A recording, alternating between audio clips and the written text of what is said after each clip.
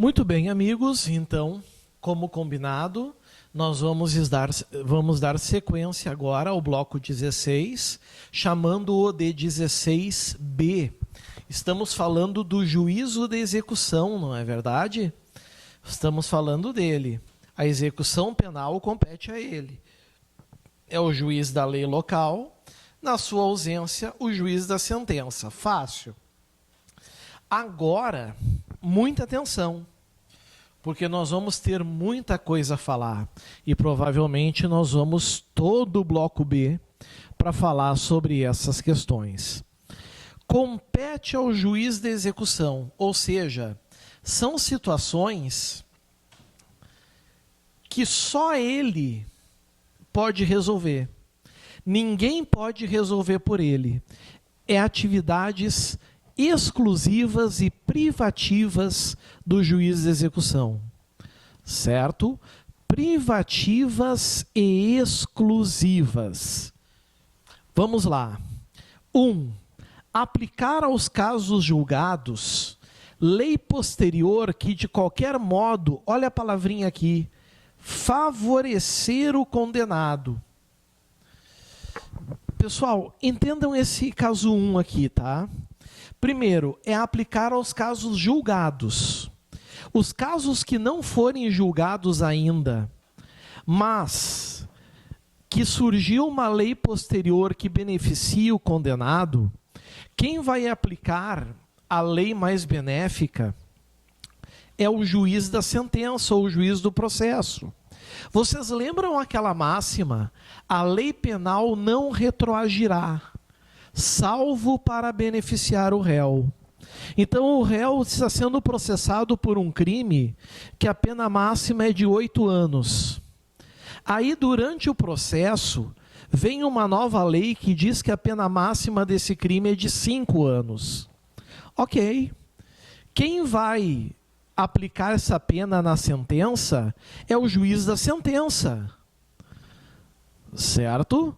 É o juiz da sentença. E ele vai poder aplicar no máximo 5 anos, porque essa lei é mais benéfica e, sendo mais benéfica, ela retroage.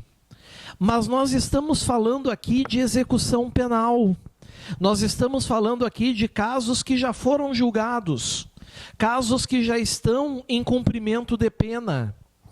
Por isso que diz aqui, aplicar aos casos julgados, lei posterior que de qualquer modo favorecer o condenado. Então vamos supor que o sujeito ainda tinha 2 anos para progredir de regime. Certo? Ele tinha ainda 2 anos para ir para o regime semiaberto.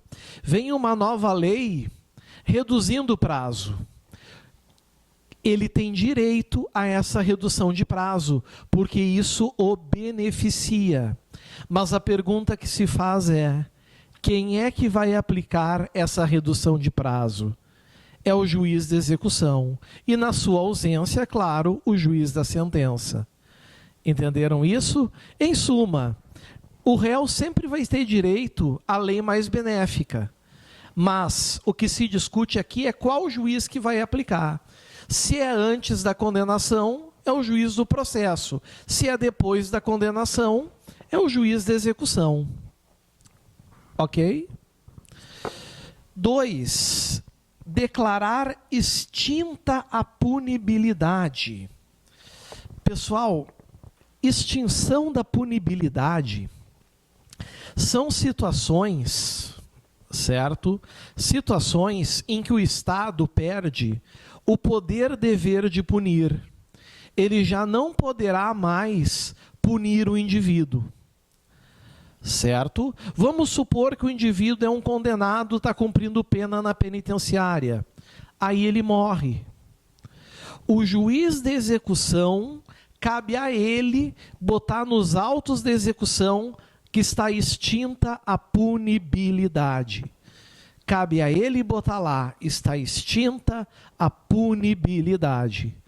Então ele vai fazer isso, ele vai simplesmente botar ali. Certo? Extinção da punibilidade pela morte do agente. Claro, vai dar vista ao MP, o MP vai dar parecer favorável e da extinta punibilidade. Se o indivíduo falecer durante o processo, aí é o juiz da sentença, é o juiz do processo. Mas se for durante a execução, é o juiz da execução. Prescrição, uma discussão importante. Depende. Se for a prescrição da pretensão punitiva, ou seja, o Estado perde o prazo para condenar, quem reconhece a prescrição é o juiz do processo.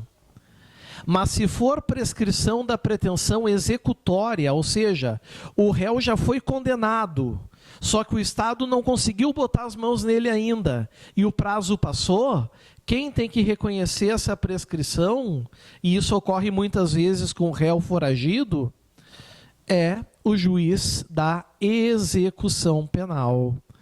Certo? Então, tudo vai depender do momento. Se a extinção da punibilidade ocorrer durante o processo, é o juiz do processo. Se ocorrer na execução, é o juiz da execução.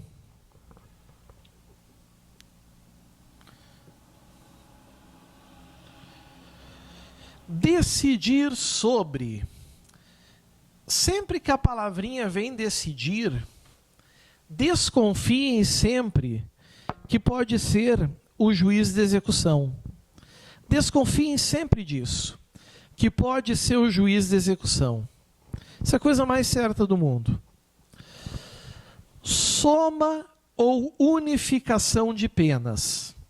Soma, meus amigos, é quando a gente chama de concurso material. O indivíduo, por exemplo, ele está cumprindo pena. Aí, o que acontece, pessoal? Ele acaba cometendo um crime doloso dentro da penitenciária. Ele é processado e condenado. O juiz vai somar as penas, então, a título de execução penal. Vai somar com o crime anterior e o crime que ele cometeu enquanto cumpria a execução. Unificação de penas, pessoal. Na unificação de penas, certo? Vai se pegar todos os crimes que o indivíduo foi condenado e o juiz da execução, então, vai montar uma pena única para servir de benefícios. A gente sabe, por exemplo, que atualmente o indivíduo só pode ficar 40 anos preso. Mas vocês já devem ter visto na imprensa, em muitos outros lugares, que existem pessoas presas, condenadas a 60, 70 anos. Por que isso? Porque para os benefícios, como progressão de regime, livramento condicional, o que vale é a unificação. Está aqui, certo? Progressão ou regressão nos regimes. Quais são os regimes mesmo? Fechado,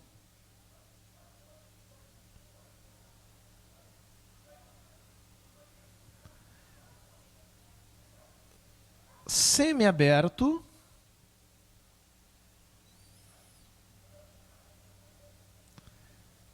aberto. Fechado, semiaberto e aberto. Progredir é ir do mais gravoso, que é o fechado, para o semiaberto, e do semiaberto para o aberto. Isso se dá pelo tempo de cumprimento de pena, certo? Que hoje, com o pacote anticrime, se refere à porcentagem. E mais bom comportamento, né? Responsabilidades, disciplina. Isso é progressão. Regressão é o que, meus amigos? É do aberto para o semiaberto, do semiaberto para o aberto. E quando isso vai acontecer? Quando ele cometer, por exemplo, aquelas faltas graves que nós vimos nos blocos anteriores. Ocorrendo faltas graves, vai acontecer isso, certo? Ele vai acabar regredindo de regime, certo? Ele está no albergue, aí ele começa a não voltar para o albergue à noite. O juiz quer uma justificativa, ele não dá a justificativa, vai acabar indo para o regime semiaberto, certo? Ele não trabalha no semiaberto, ele comete falta grave, ele cai para o fechado, e por aí vai. Mas quem decide isso é o juiz da execução. Como se faz isso? Geralmente, quem vai fazer esse pedido de progressão é a defesa. Se o réu é pobre, a defensoria pública.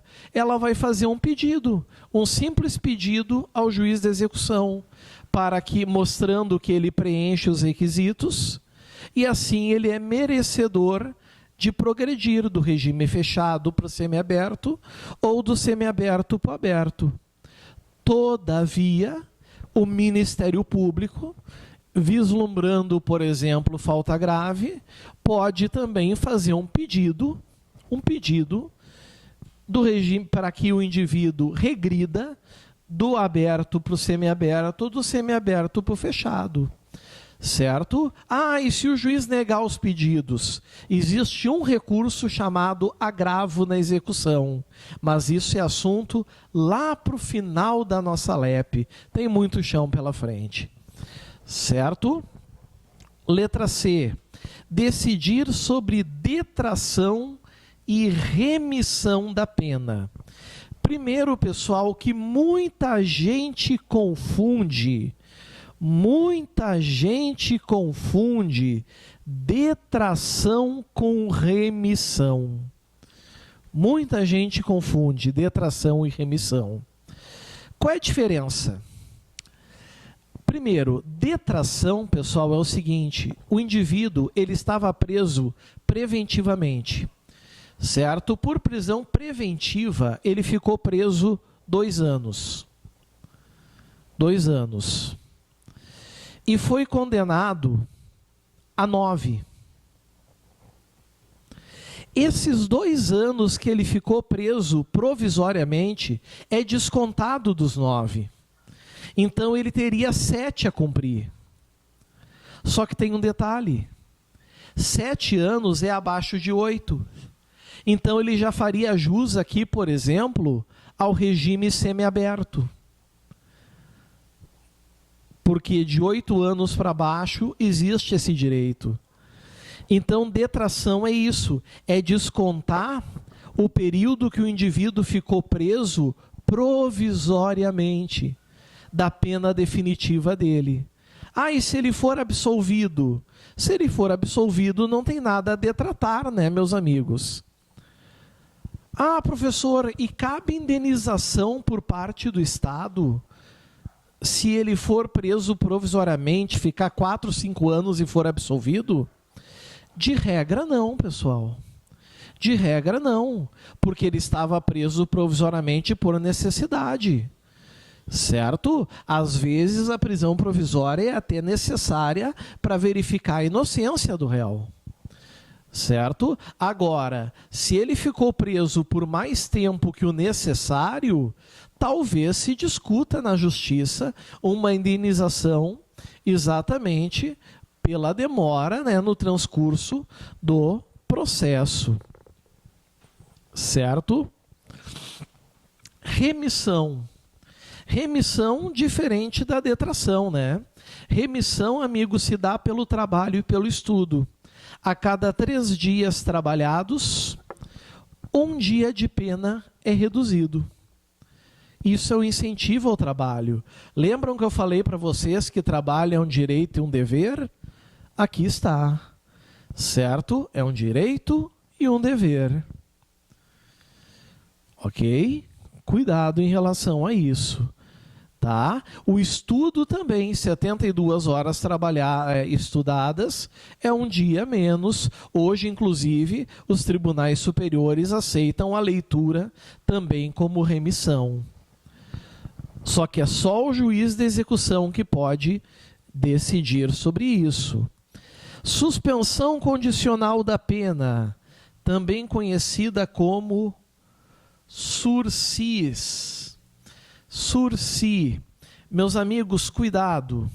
Esse sursi, ele só é aplicado pelo juiz de execução quando reconhecido na execução penal.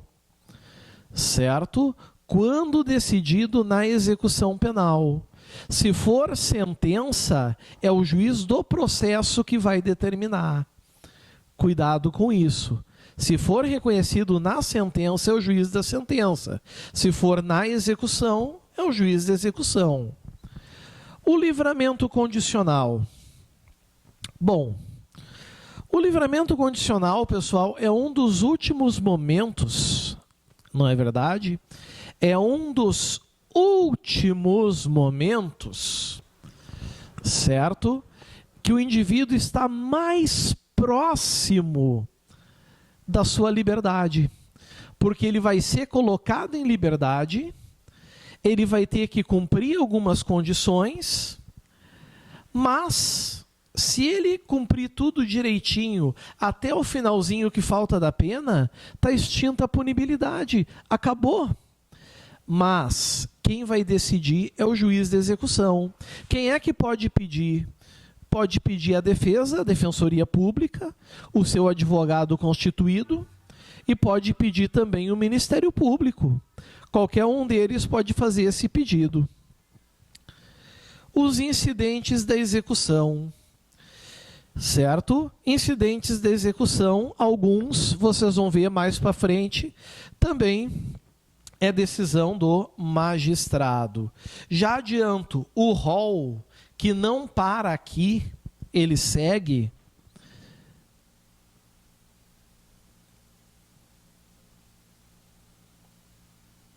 É um rol taxativo. Ou seja, pessoal, são situações que só o magistrado, certo, pode decidir. E é qualquer juiz. Qual é o juiz natural nessas situações? É o juiz da execução penal, não é o juiz do processo, a não ser que não exista juiz de execução, né? Certo? Comarcas pequenas não costumam ter. E agora vem paulada. Agora vem paulada. Opa!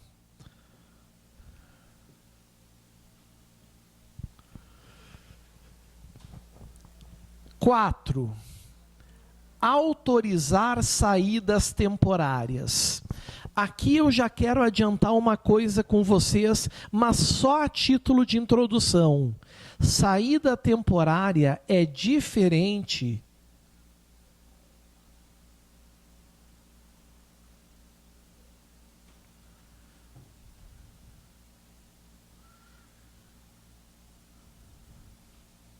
de permissão de saída. Permissão de saída é pelo diretor. Saída temporária é o juiz de execução. Viram que bacana? Viram que interessante? Saída temporária é o juiz de execução. Permissão de saída é o diretor. Certo? Ah, professor, qual é a diferença? Não é o momento de falar sobre isso ainda. Vai ter um capítulo, vai ter um bloco, que nós vamos trabalhar sobre isso, porque isso cai bastante em prova. 5 das 10. 5. Determinar. Determinar. E agora nós temos 8 situações que ele pode determinar. A forma de cumprimento da pena restritiva de direitos e fiscalizar sua execução. Vejam que não é ou, é e. Pena restritiva de direitos. Já dei vários exemplos para vocês. Prestação de serviços à comunidade, limitação de final de semana, perda de bens e direitos, interdição temporária de direitos, certo? Temos várias aqui. Perdição de bens e valores. O fato é que a forma de cumprir é o juiz que estabelece. Então ele pode, por exemplo, na prestação de serviços comunitários, tá? Na prestação de serviços à comunidade, ele pode dizer, por exemplo, onde o sujeito vai cumprir essa prestação. Ele pode determinar isso. Na perda de bens e valores, ele pode dizer que bens e valores serão perdidos. É o juiz que determina, é o juiz da execução. E quando é prestação de serviços comunitários, o juiz geralmente vai pedir um relatório para saber se o indivíduo realmente está cumprindo, certo? Se ele está efetivamente cumprindo essa prestação de serviços comunitários. Cuidado, então, com isso. B. A conversão da pena restritiva de direitos e de multa em privativa de liberdade. Senhores, nós temos 3 espécies de penas no Brasil. Pena privativa de liberdade, pena restritiva de direitos e pena de multa, certo? O Código Penal brasileiro, ele diz que se um indivíduo for condenado por qualquer crime culposo, não intencional, ou um crime doloso, sem violência ou grave ameaça, que a pena não ultrapasse 4 anos, ele tem direito de ter substituída a pena privativa de liberdade por pena restritiva de direitos. Só que essa pena restritiva de direitos também está sujeita à lei de execução penal. Por exemplo, o sujeito está condenado, foi condenado, por exemplo, a 3 anos. 3 anos de pena privativa de liberdade. O juiz, então, converteu em pena restritiva de direitos. 3 anos de limitação de final de semana. Por 3 anos, todo sábado e domingo, ele tem que ficar 4 horas no albergue. Ok, ele não vai. Ele começa a não ir. Ele não vai, ele não vai, ele não vai. O juiz, então, tem o poder de dar o canetaço. O juiz de execução vai dizer, primeiro, ele vai dar vista ao MP. O MP provavelmente vai dar o parecer de que ele não está cumprindo, vai requerer a conversão, certo? E o juiz provavelmente vai atender o Ministério Público e vai converter, certo? Essa pena restritiva de direitos em limitação de final de semana para a pena privativa de liberdade. Ou seja, os 3 anos de limitação de final de semana, ou o tempo que falta, se ele cumpriu um pouco, ele vai ter que cumprir no regime, provavelmente semiaberto ou aberto, mas vai ter a conversão. Cuidem isso. O contrário também, né? O contrário também. A conversão da PPL, da pena privativa de liberdade, em restritiva de direitos. Aqui está. Vamos supor que o indivíduo faça jus à pena restritiva de direitos e o juiz de execução não concedeu. Nada impede que a Defensoria Pública ou um advogado constituído faça o quê? Faça um simples requerimento ao juízo de execução e o juízo de execução, então, converta, certo? E simplesmente diga, olha, substitua a pena privativa de liberdade por pena restritiva de direitos. Sem problema nenhum. Letra D. A aplicação da medida de segurança, bem como a substituição da pena por medida de segurança. Pessoal, tudo isso se for para o condenado. Desculpem.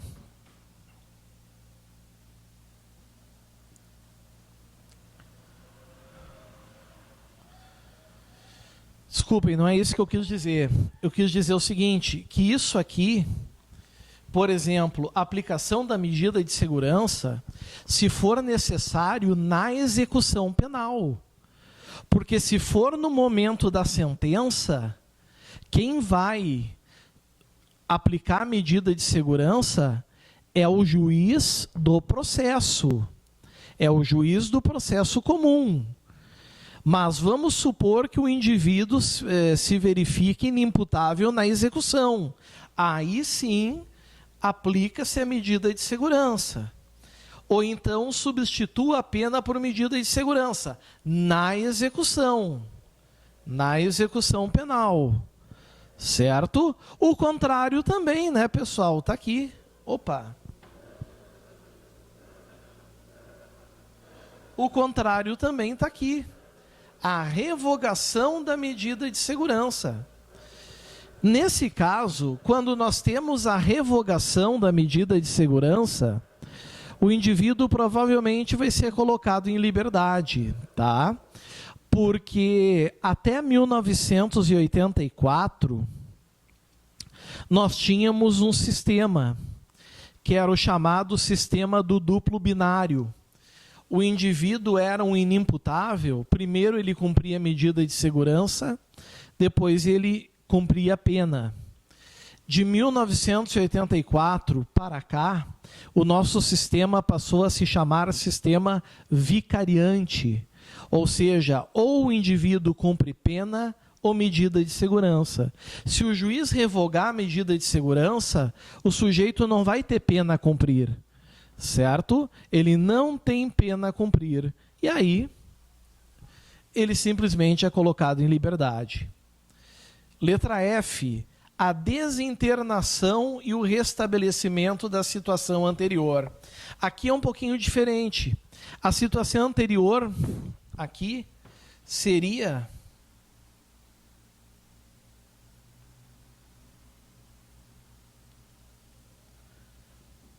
o tratamento ambulatorial. Nós temos duas espécies de medida de segurança: internação e tratamento ambulatorial. Vamos supor que o tratamento ambulatorial não era suficiente, o juiz teve que determinar a internação do sujeito em hospital psiquiátrico. Aqui, na letra F, o juiz simplesmente desinterna, certo?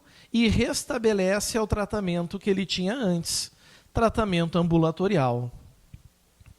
Diferente da letra E, que ele simplesmente revoga qualquer medida de segurança.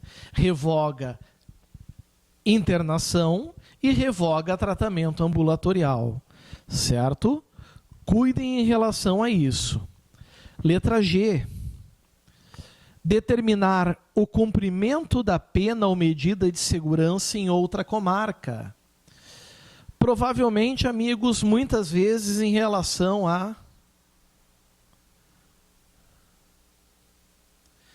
periculosidade, ou nem sempre periculosidade, né? Muitas vezes também necessidade de superlotação de presídios e coisas do gênero. Certo? Letra G. O cumprimento de pena ou medida de segurança em outra comarca já foi. Letra H. Letra H. A remoção do condenado na hipótese prevista no parágrafo 1º do artigo 86 dessa lei. Essas remoções de condenado, artigo 86, vamos lembrar bem o que diz?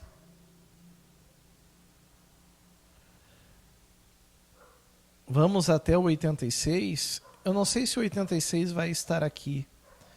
Acho que não vai estar.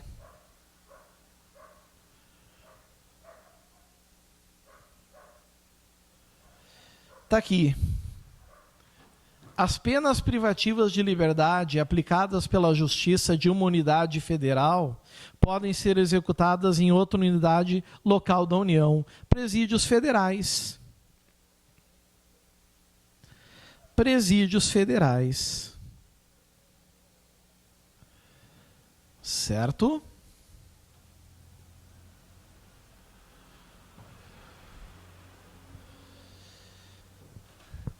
Número 6.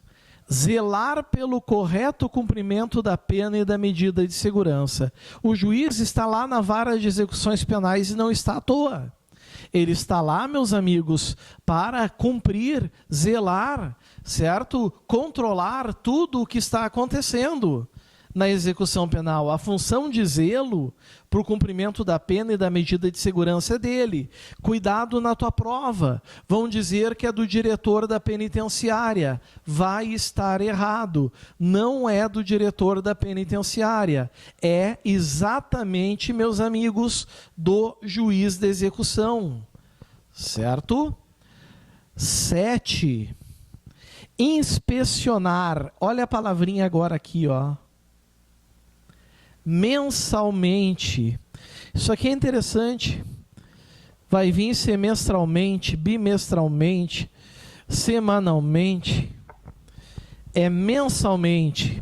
O juiz de execução, ele tem uma prerrogativa que nenhum outro juiz tem, que é a inspeção.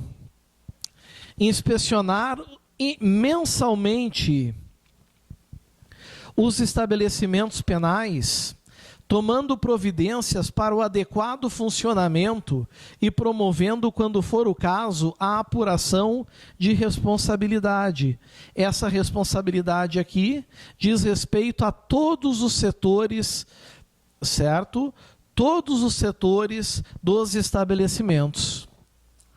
E quando fala em estabelecimentos penais aqui, nós estamos falando em penitenciárias, estamos falando em colônias agrícolas ou industriais, estamos falando de albergues, certo?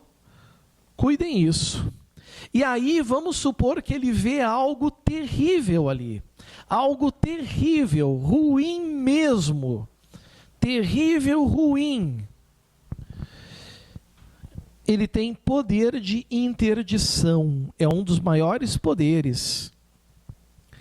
Interditar, no todo ou em parte, estabelecimento penal que estiver funcionando em condições, primeiro, inadequadas, ou seja, não serve para o que se presta, ou com infringência aos dispositivos dessa lei. Aqui está. Certo? Não tem a biblioteca, por exemplo. Se eu sou juiz, eu mando interditar, porque para mim é um dos lugares mais importantes do estabelecimento penal. 9. Compor, ou seja, fazer parte, isso já caiu em prova, se juiz de execução faz parte do conselho da comunidade, mas ele não só compõe, como ele também instala. Ele cria e compõe. Certo? Vejam que não é compor ou instalar, é compor e instalar. São os dois. Compor e instalar. Certo? O conselho da comunidade, que é algo que será visto mais para frente. E por fim, 10, emitir anualmente atestado de pena a cumprir. Isso a gente já viu, né? A gente já viu que constitui falta grave, constitui responsabilidade do servidor não emitir, porque é direito do preso ter anualmente o atestado de pena a cumprir. Quem é que emite? Agora a gente sabe quem emite. É o juiz de execução. Está aqui ele. A gente sabia nos direitos do preso que ele tinha direito, certo, a anualmente o seu atestado de pena a cumprir. A gente só não sabia quem é que emitia. Agora vocês sabem, está aqui, é o juiz da execução. Certo?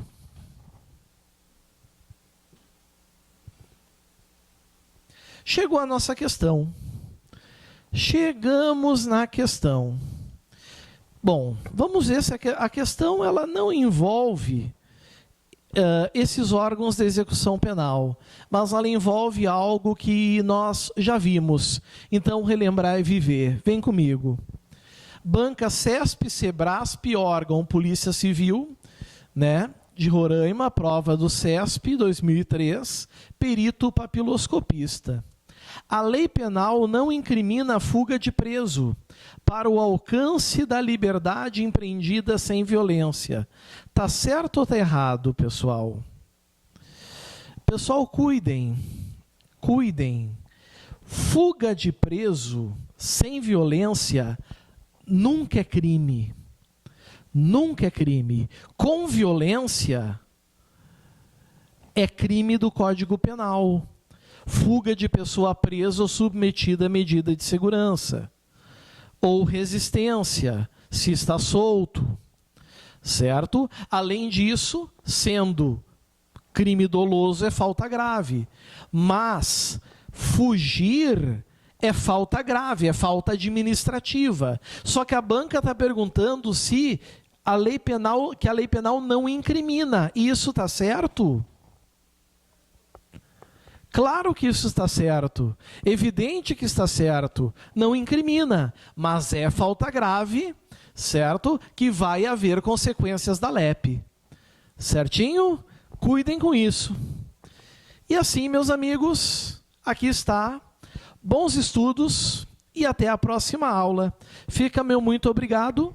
Agradeço a vocês e rumo então ao bloco número 17. Será um pouquinho mais leve. O bloco 16 foi pesado, o 17 é mais tranquilo. Valeu, pessoal. Até a próxima. Tchau, tchau.